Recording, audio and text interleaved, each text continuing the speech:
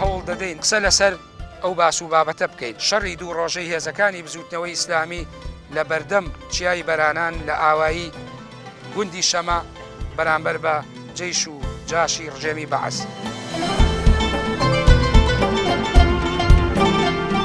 چوونە ماڵی ئەنجومەنەکە و خەڵکەکەمان کۆ کردەوە مامەسات تا درێنگانێکی شۆ قسەی بۆ کرد و دوایی وتیان کاکە مەقەتێک دەینە ئێرە کە ئێمە هاتینە ئێرێ لێ شەمە مزگەوتێکی خۆش و برادەرانی خۆمان و جەماعەتی خۆمان خۆشحاڵی بەڕاتت ئەو هەموو ماندوو بوونەمان هەمووی لەبیر چوو بوو.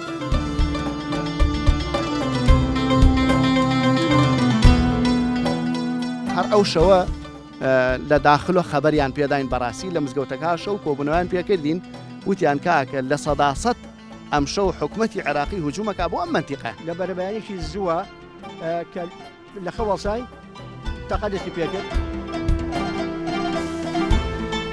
بۆ ئەو حکوومەتەی کە ئێستا خۆی ناوناوە حکوومەت ئەبوایە خەڵکی هەموو لادێکان حسابێکی تایبەتی حسابێکی باش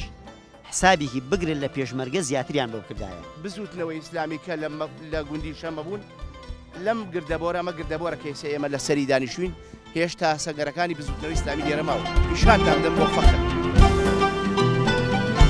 قەرەداخ لە کەشکۆڵی پێشمەرگەدا حوزەیرانی 1986 بۆ نیسانی 1988